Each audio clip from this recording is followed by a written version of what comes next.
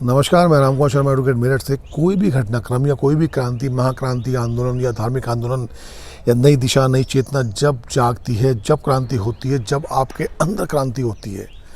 भगवान महावीर ने अपना सब कुछ त्याग कर जनसेवा में चले गए, नई दिशा, नई क्रांति पैदा करने के लिए। इसी प्रकार से भगवान बुद्ध ने भी अपना सारा राजपाट त्यागा और त्यागने के बाद में उन्होंने समाज को नई दिशा दी, नई रोशनी दी और जीवन के नए आयाम खड़े करे। भगवान राम ने अपने पिता के वचन निभाने के लिए अपना सब कुछ न्यौछावर कर दिया। 14 साल वन वन भटकते रहे और वहाँ भी न्याय की लड़ाई लड़ते हुए अंत में विजय होकर आए। ये होती हैं घटनाएं जो इंटरनली होती हैं, जो आप अंदर होते हैं वही बाहर होते हैं और उसका बाहर जब प्रभाव पड़ता है। ऐसा नहीं होता कि बाहर के प्रभाव को आप लेकर अंदर आपके चेंज हो जाए। या बाहर जो घटित हो रहा है आप उसको एकदम से ले लें और आप मानव जो है बिल्कुल चेंज हो जाए, उसका जो है प्रारूप, उसकी जो व्याख्याएं हैं, उसका जो आचरण है वो चेंज हो जाए। ऐसा नहीं होता, लेकिन अब तो शायद ऐसा ही हो रहा है। 2014 में एक अवतरित अवतार हुए, उन्होंने नए नए क्लेवर, नए नए फ्लेवर में नज़र आए। कभी सिख बने, कभी बौद्ध बने, कभी महात्मा बने, कभी साधु बने, कभी भिखारी बने, कभी फ़कीर बन गए, कभी चाय वाले बन गए। उन्होंने आकर ऐसा परिवर्तन करा, लोगों का हृदय परिवर्तन हुआ कि उनको अवतरित अवतार ही मान लिया गया। अब तक भी अवतरित अवतार माना जा रहा है, लेकिन ये सब भारी परिवर्तन थे। भारी परिवर्तन से कभी कोई फ़कीर नहीं बनता। फ़कीर तो आदमी का व्यक्तित्व जो है अंदर से होता है।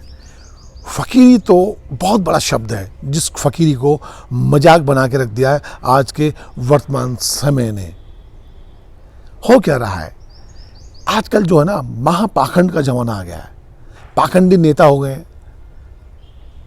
नेतागिरी पहले होती थी जन सेवा की भावना से, अब जो है नेतागिरी होती है अपने सेवा की भावना से। मैं, मेरा परिवार और मेरे लोग, उनकी सेवा की भावना से। नेता जो है अपराधी बन गए नेता, और जो पाखंडी दुराचारी हैं वो भी बन गए नेता, या जो राजनीतिक पाखंड का बहुत बड़ा ड्रामा कर सकते हैं वो भी बन गए नेता।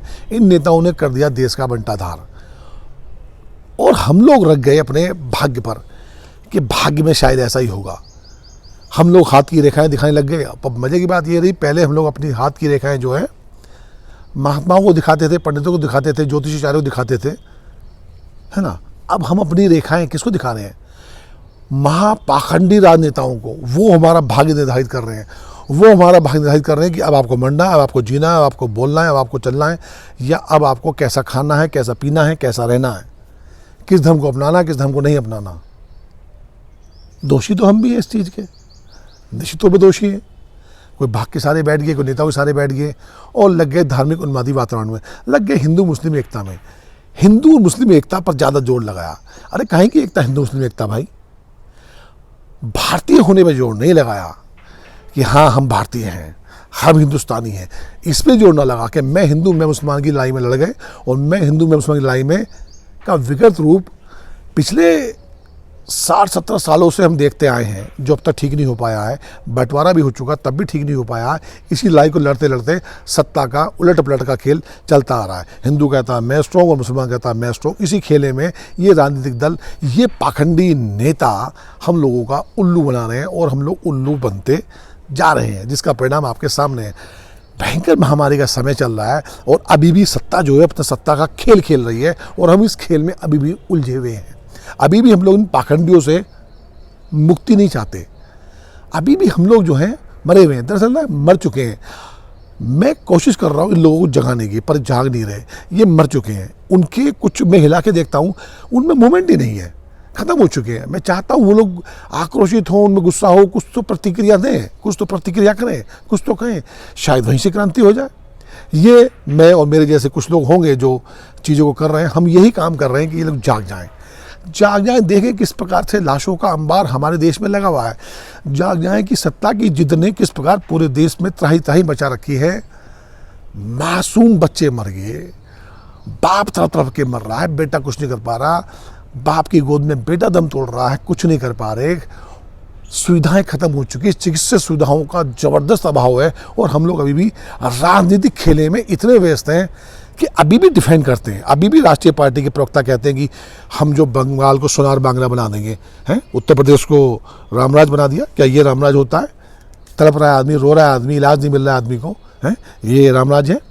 पूरे देश का बंटा धार करके आज आप लोग जो हैं बंगाल को सोनार बंगला बना देंगे, आमूल परिवर्तन कर रहे हैं। परिवर्तन तो कर दिया आपने, लाशों में परिवर्तित कर दिया पूरे देश को। इस पे आप नहीं बोलेंगे, इस पे नहीं चेतेंगे। मैं किसी एक पार्टी की बात नहीं कर रहा, ये सभी पार्टियों का हाल है।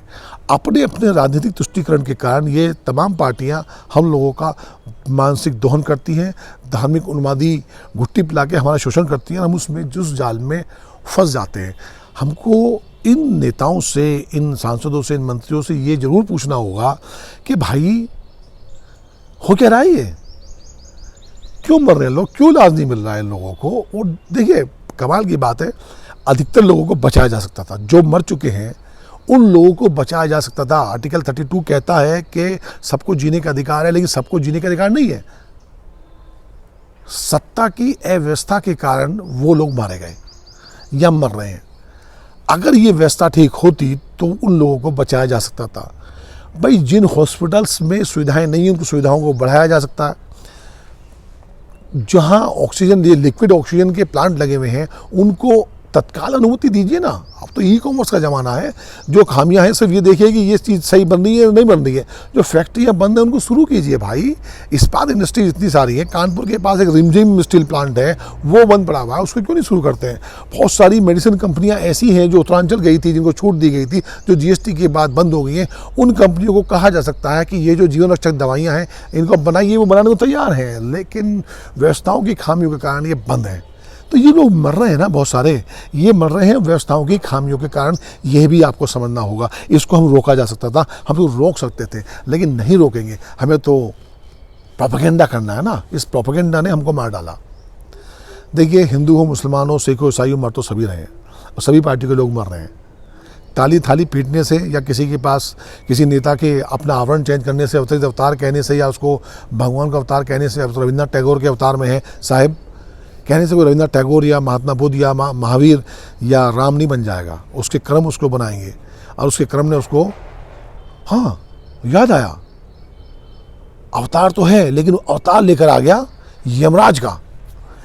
यमराज के अवतार ने सारी जिंदगी ले ली, छीन रहा है, उसको रोकोगे?